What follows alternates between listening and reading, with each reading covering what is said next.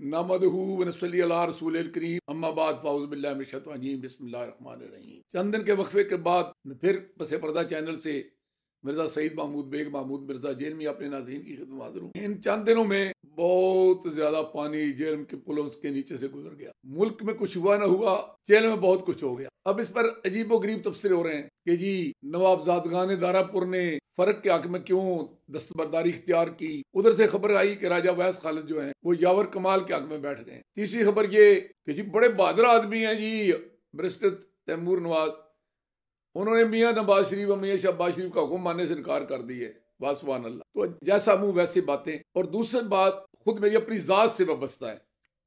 हर कोई कहता है जी वो देखे नहीं जी मिर्जा साहब नहीं ना इधर कहे ना उधर करे, उनको पता ही नहीं है कि उनकी पार्टी है, वो टिकट मांगा था पीटीआई से और वोट दे रहे हैं मतलब है नून लीग को।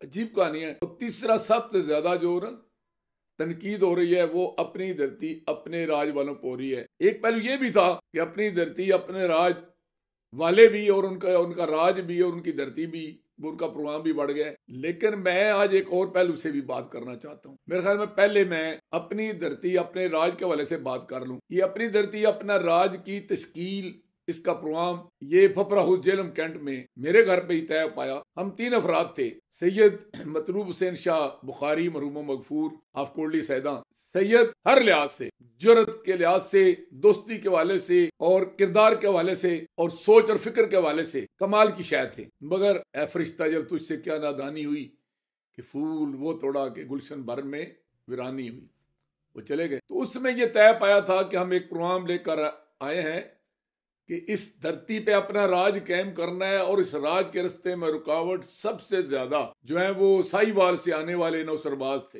इनको इस धरती से निकाल। जब ये काम आगे बढ़ा तो जुताना उसमें मीटिंग में बैठा था, वहां इसमें नासिर जवेद बड़ाइच एक नए नौजवान का इजाफा हुआ। उनका क्लेम था कि मेरा मुस्लिम लीग नवाज शरीफ ग्रुप में बहुत असर रसूख है।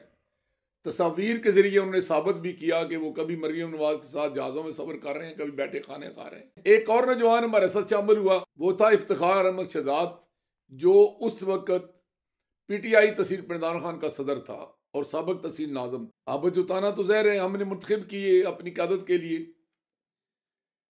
मेरे नजदीक उसका एजेंडा एक था कि फवाद चौधरी को पिंडान खान से निकाल बाहर करना है और यही शाह साहब का एजेंडा था। और उसके बदले में हमने अपनी क्लास के लोगों को आगे लाना है। और दूसरी, जब लोग साथ मिले तो इनमें जब इजाफा हुआ तो इफ्तिखार शहजाद और कनस सैयद जैद शराजी जो मुस्लिम लीगी लीडर थे, जिले के नायब सदर थे, अहमदाबाद के रहने वाले थे यूनियन काउंसिल के, और साबिक चेयरमैन जिला काउंसिल राजा कासिम अली खान, जब ये हमारे साथ शामिल हुए तो मैंने सोचा कि शायद हम एजेंडे से बाहर जाने निकले लगे हैं। तो उन्होंने मुझे कहा कि नहीं जी आपका एजेंडा बड़ा महदूद है, हमारा एजेंडा तो बड़ा वसीह है। मैंने सवाल किया जी आपका एजेंडा क्या है? उन्होंने कहा जी आपका एजेंडा ये है कि हमने पक्की वासों को निकाल बाहर करना है और अपनी धरती पर अपना राज कायम करना है। मैंने कहा जी बिल्कुल ठीक। और दूसरा हमारा एजेंडा ये है कि हमने नलैकों, नायलों और गुंगों को भी यहां से भगाना है। और जब वो ये बात करते थे तो उनकी मुराद दारापुर वाले थे। मैंने कहा यार नलायक भी हो, नायल भी हो, घर का बेटा तो होता है ना, तो उसको फिर निकालते तो नहीं, उसकी सलाह करते हैं। लेकिन उनका मौकफ था कि नहीं हमारा तो मिशन ये भी है। शाह जी अल्लाह को प्यारे हो गए। शाह जी के जाने के बाद मैं तकरीबन वहां उस ग्रुप में अपनी सोच और फिक्र का तनहा आदमी था, बाकी लोग तकरीबन मुतफिक थे। आखिरकार उन्होंने एक 5 प्यारों की टीम बनाई, सैयद जैद शराजी, नासिर बड़ैच, आबद जुताना, इफ्तिखार शहजाद और राजा कसम अली खान।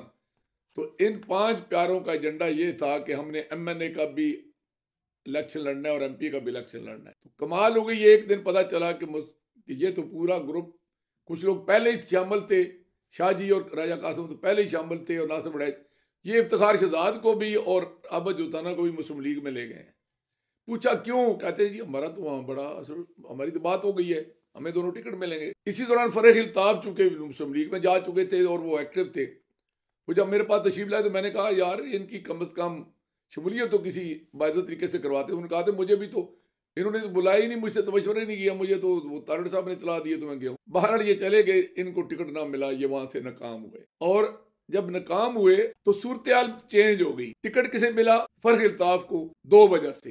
एक तो फर्क इल्ताफ का अपना हल्का जो है ना, जो उसका असल हल्का था, जो 66 था, और जिसमें चौधरी कल्याण का और उनका मुकाबला हुआ था, और इसका मुकाबला हुआ था नदीम खादिम का, और दूसरा मेरे वाला था 67, जिसमें मेरा और फुआद का और इकबाल मेहदी का मुकाबला हुआ था।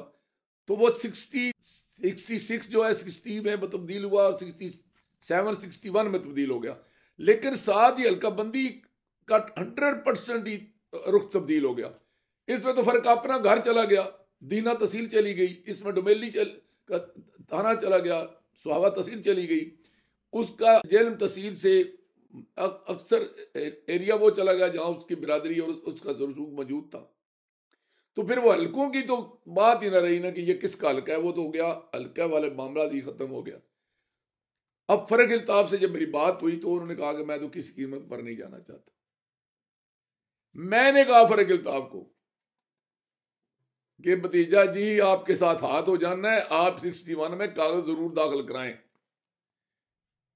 ये गलत फैसला किया हमने, अपना नुकसान किया या फायदा किया?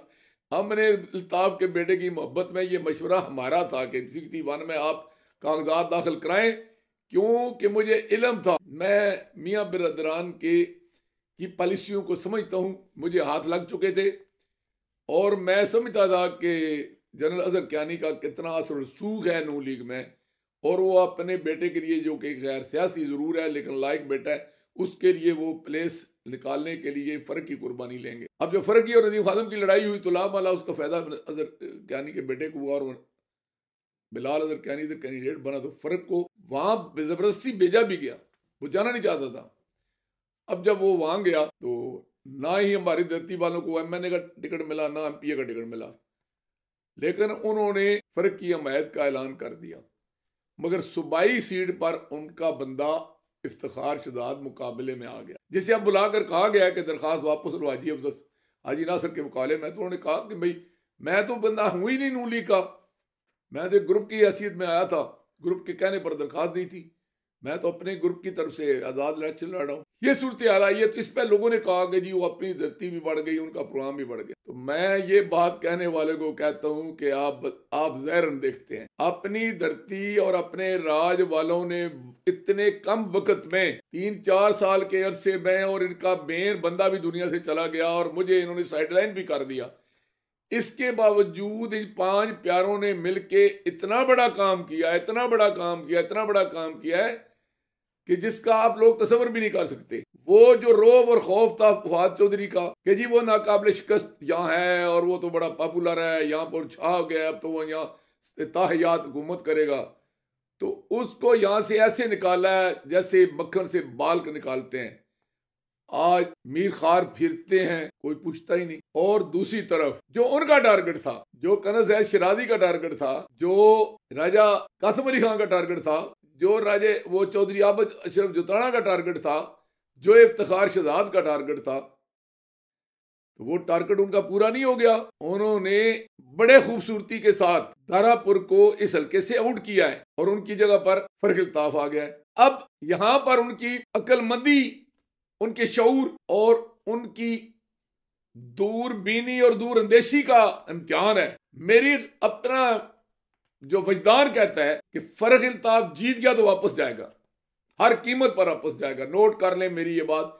जब मैं पहले कहता था ना कि फर्क इल्ताफ 61 में आएगा और 60 में आएगा बिलाल कियानी, और ये मैंने नवंबर के शुरू में बात कही थी, तो बड़ा शोर मचा था। तो मान जो ना, जो हमने कहा था वही हुआ। ये अल्लाह की दी बसीरत होती है मोमिन को। आज मेरी बात नोट कर लें, फर्क इल्ताफ कामयाब होने की सूरत में वापस जाएगा और वो नोट करेगा किसने मेरी कामयाबी में क्या किरदार किया, अदा किया, और किसने खुफिया तरीके से मुझे नुकसान पहुंचाने के लिए कार्रवाई की। लिहाजा अपनी धरती, अपने राज वालों, तुम्हें तुम्हारियां कामयाबियां मुबारक। तुम खामखा दिफाई पोजीशन इख्तियार की हुई हो, मर्दों की तरह कहो कि हमने अपना टारगेट अचीव किया है, हमने जमीन वापस ली, उसका कब्जा वापस लिया, अब हमने उसको काश के लिए दे दिया है फर्क इल्ताफ को, वो फसल उठाए जाए वापस।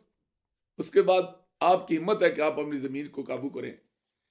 लेकिन अगर यहां आपने बददिली का मुजाहरा किया और किसी और ने उसके करीब हो गया, तो आपके लिए ये फिर अगली जो प्लानिंग है वो खराब हो जाएगी।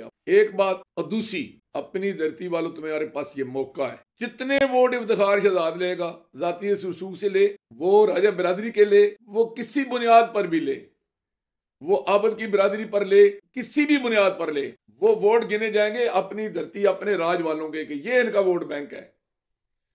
और वो वोट बैंक जो होगा ना, वो खालिस्तन अपनी धरती अपने राज वालों का वोट बैंक होगा, जिनके पास ना टिकट है ना दौलत है, क्योंकि इफ्तिखार शाह तो सफेद पोश आदमी है। इसलिए हिम्मते मर्दा मद्दे खुदा, डट जाओ और नतैज साबित करो। मायूस होने की जरूरत नहीं। ला तक न तुम रहमतुल्लाह, लैसल इंसान इल्ला मा सा, जो मेहनत करता है वो बदला पाता है। मुश्किल तुम्हारा है। आज इतना ही, सारी बातें खोल के आज कहूं तो तुम्हारा मौजूदा प्लान खराब हो जाएगा। इस वक्त पूरा जोर लगाओ इसको फर्क इल्ताफ को विनोवर करने के लिए। उसकी कामयाबी में ये बात सामने आनी चाहिए कि अपनी धरती अपने राज वालों ने खुल खुला के मेरा साथ दिया है और कोई लगी लिपटी नहीं रखी। मुझे बड़ी खुशी हुई है कि चक जवाद में जब आपका इज्तिमा हुआ है और नजीर साई ने बिल्कुल मर्दों की तरह यह बात खुल के कही है कि चौधरी साहब हम आपको ऊपर वाला वोट दे रहे हैं और नीचे वाला वोट हम इफ्तिखार शहजाद को दे रहे हैं। उन्होंने कोई इसमें लिहाज नहीं किया, खुल के बात की है। इसलिए आप मायूस ना हो। आपका जो है ना वो कामयाबी की तरफ अब जा रहे हैं। मंजिल मिले ना मिले मुझे इसका गम नहीं, मंजिल की जुस्तजू में मेरा कारवां तो है।